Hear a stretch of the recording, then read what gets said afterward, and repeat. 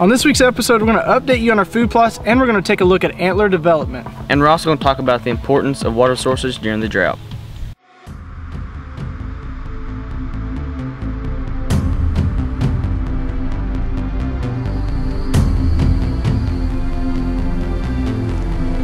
The legacy of the sportsman is fading.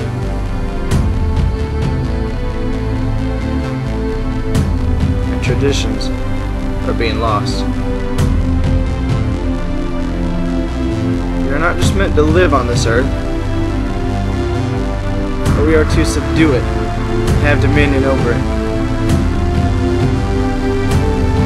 To preserve the sport of hunting, pass on traditions to the youth.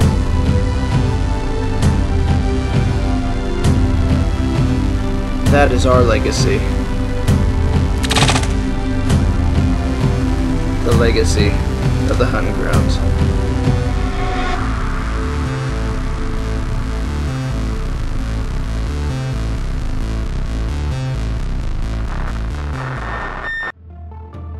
The Hunting Grounds is brought to you by Lucky Buck, Popeyes of Northwest Arkansas, SJF Productions, Rhino Outdoors, Eagle Seed, Antler Dirt, Shaybug Design, and Hook, Line, and Sinker Outdoors. And now time for the Diggin' 365 Management Moment.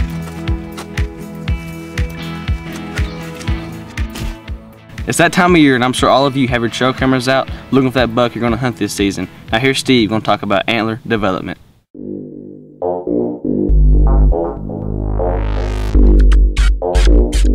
Now, like a lot of you, we got our trail cams out on the majority of our properties, and we're starting to eyeball and look for those bucks that we're going to be pursuing this fall. But what I want to talk to you guys about is don't be discouraged if your neighbor's buck on his trail cam is a fully fledged buck and it just looks beautiful.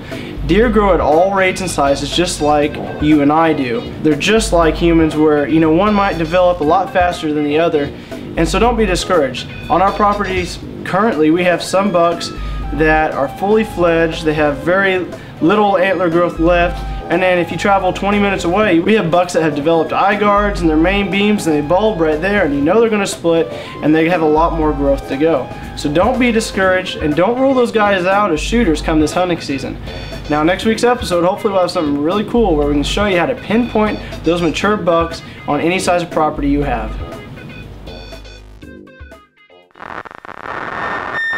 Water sources are crucial in holding deer on small portions of property. Take a look at what we're experimenting with here on the hunting grounds. As you know, the United States is experiencing drought-like conditions, and we're in the same boat as them on all of our hunting ground properties. Having water sources in your area is crucial for keeping deer on your property, especially in drought-like conditions. Deer are hitting this Eagle Seed soybean food plot heavily, but they're having to travel off our property to get water. In order to shrink our deer's home range, Steve has brought on this 40-gallon water tank and has camouflaged it all up to make it look more natural. Let's see how the deer have reacted to it.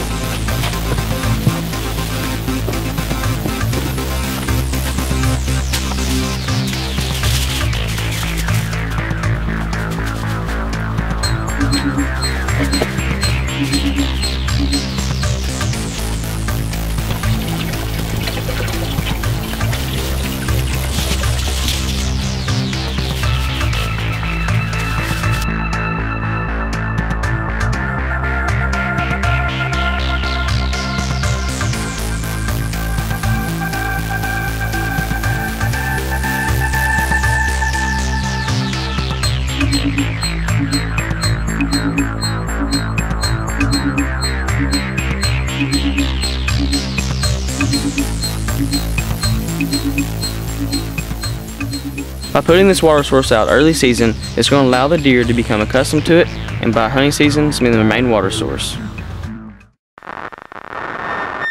If you have a unique tip or technique that may aid other hunters in the field and would like to submit them to the hunting grounds, please contact us at thehuntinggrounds@gmail.com.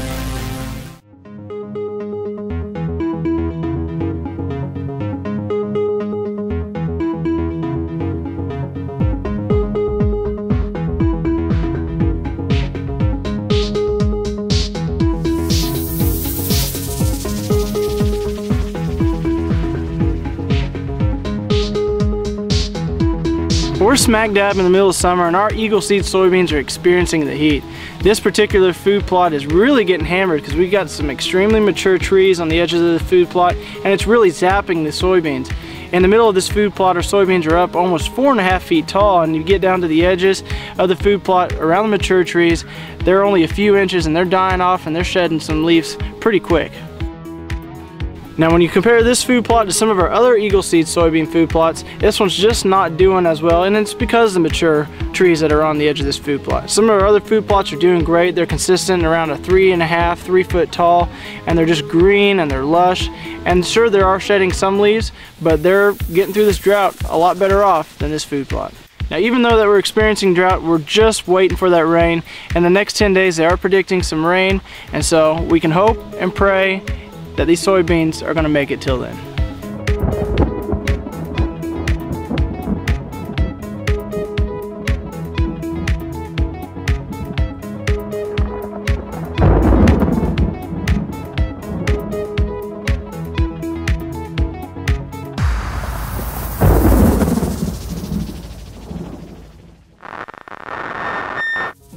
Well, that's it for this week's episode. I hope you guys enjoyed it. And guys, if you have not signed up to our video email list, be sure to do that. Send us an email at thehuntingrounds@gmail.com and we'll be sure to sign you up. Until next time, go out of your way to get a youth or a new hunter involved in the outdoors. And as always, have a better than average day. To learn more about the hunting grounds, be sure to check out our Facebook page and our website at thehuntingrounds.com. And be sure to follow us at Twitter at THGTV. Music for the Hunting Grounds is provided by Brian Matthew Ellis.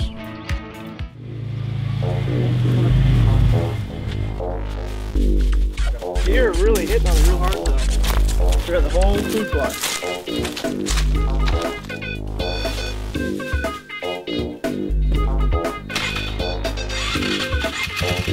Hey!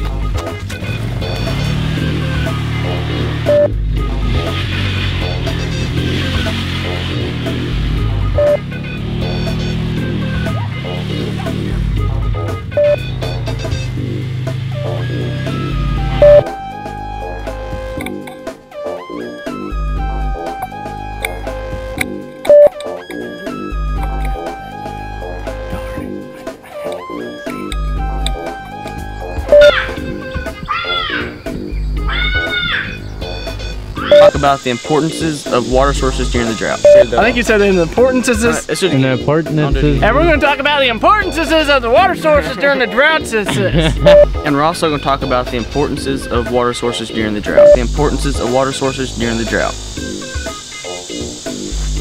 Did I say importances? Yeah. I did? Yeah. It's fine. What?